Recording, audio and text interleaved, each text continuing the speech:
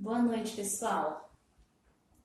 Eu estou aqui na Virtual Live, sou a psicóloga parceira deles e eu fui convidada para falar sobre o tema depressão e ansiedade. Então, se você conhece alguém ou já sofreu ou sofre disso, venha assistir o vídeo conosco, que está bem interessante e a gente pode trabalhar bastante coisa relacionada a isso. O meu nome é Viviane Copati. Eu sou psicóloga formada pela PUC, sou psicodramatista nível 1 e agora estou encaminhando para o nível 2. Então a gente começa pelo tema depressão. A depressão, muito do que o pessoal conhece ou acha, é uma doença muito antiga. Séculos passam, as poesias, os romances, os textos teatrais, até na Bíblia a gente encontra casos de depressão. Eu, pelo menos, conheço uns três histórias de depressão na Bíblia. Então, o transtorno depressivo, ele é antigo, ele não é recente, contemporâneo. E, atualmente, a depressão, ela pode ser caracterizada por sintomas isolados, no caso são sintomas que acontecem no dia a dia, por exemplo, a perda de algum ente querido, ou então a perda de um emprego. Isso também pode ocasionar um sintoma isolado da depressão. Ou também uma síndrome clínica, que seria, no caso, sintomas depressivos mesmos. E esta síndrome, ela é manifestada de uma forma global. Ela envolve físico, mental, biológico, não é só direcionado a uma parte só. Segundo a Organização Mundial de Saúde, aproximadamente 340 milhões de pessoas apresentaram pelo menos um episódio depressivo durante ao longo da vida. No Brasil, só no Brasil, 11,5 milhões de pessoas foram diagnosticadas com a doença. Muita gente, né? A depressão, ela pode surgir em qualquer fase da vida, infância, adolescência, e ela pode evoluir de forma crônica em até 20% dos indivíduos. Neste caso, a taxa mais alta chega a ser de ocorrência nos 45 anos. A prevalência maior é em mulheres e ela pode ser atribuída desde a fatores socioeconômicos, genéticos, hormonais e biológicos. O transtorno, então, da depressão, ele está associado a, no mínimo, 2 semanas de humor deprimido. O que seria esse humor deprimido? Seria uma tristeza, uma forte sensação de tristeza profunda. Esperança, falta de prazer nas atividades, coragem, uma angústia indescritível. Em alguns casos, ela vem mascarada de sintomas somáticos, então a pessoa começa a sentir no corpo mesmo as sensações, irritabilidade e um sentimento, uma sensação desproporcional de frustração também acompanha o indivíduo. Então, tudo isso são ocasionados pelo transtorno depressivo.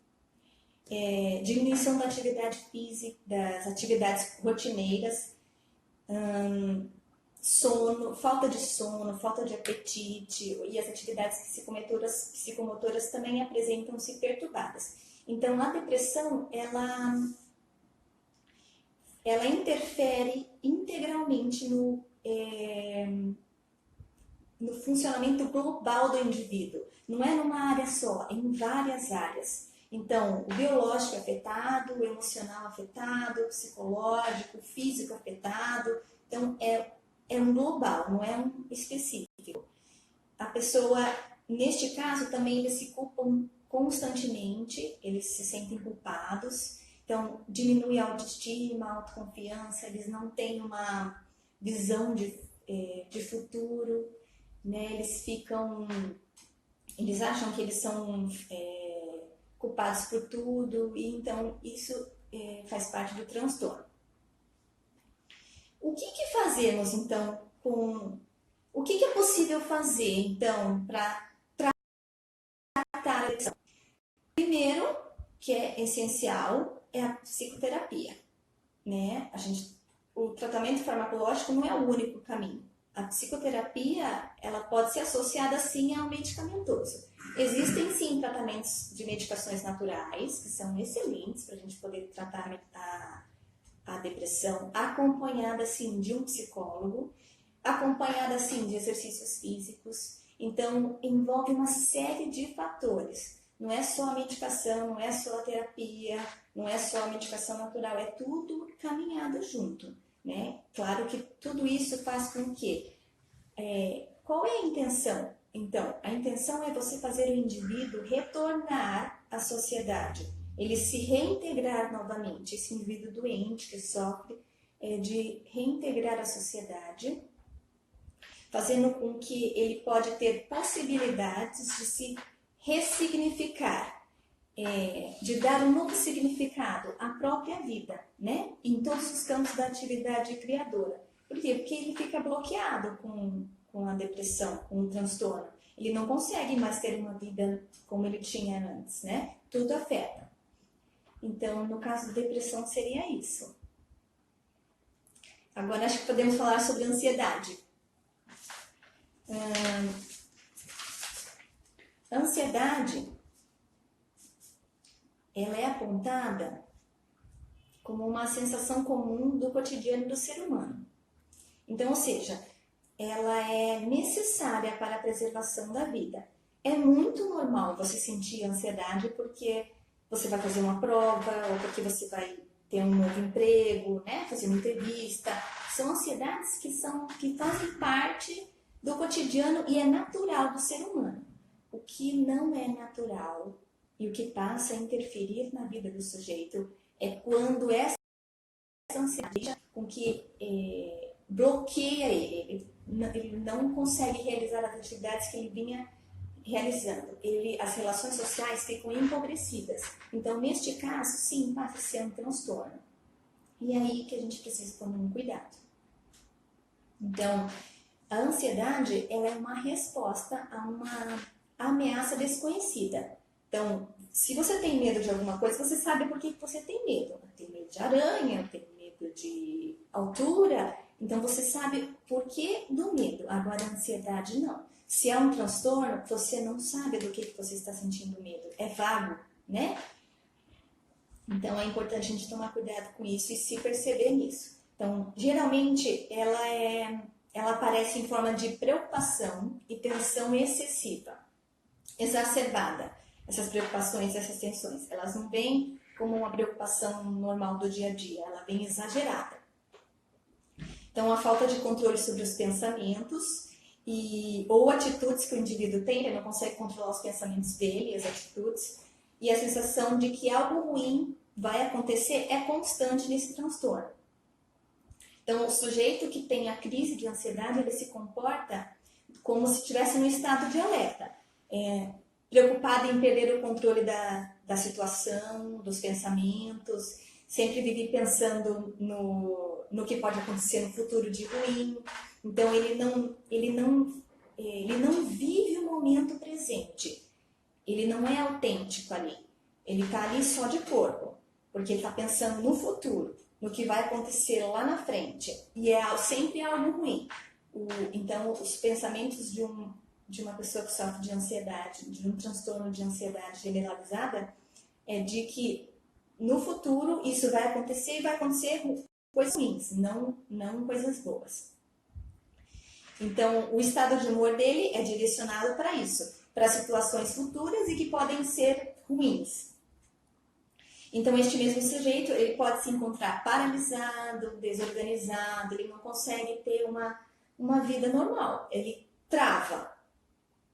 E aí, o que contribui para quê? Para que o desempenho criativo dele fique bloqueado. Porque daí ele não consegue trabalhar, ele não consegue sair de casa, né? Então, ele fica num estado de ansiedade intensa.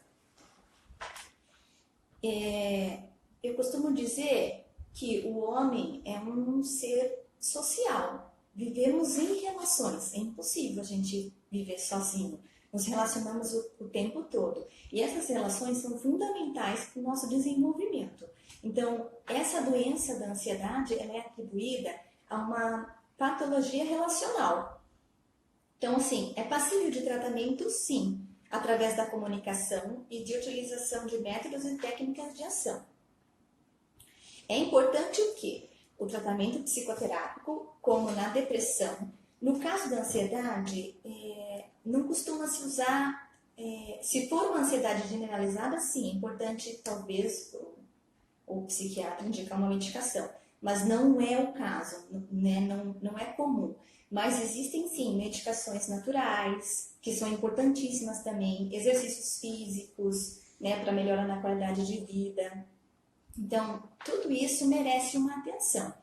A psicoterapia, todos esses tipos de tratamento, para o indivíduo que sofre de ansiedade, merece uma atenção. Sim, são a longos prazos, não tem como ser curto prazo, porque é um sofrimento intenso, não é um sofrimento, né, de horas, de pouco tempo, é intenso, é de meses que a pessoa sofre desse jeito.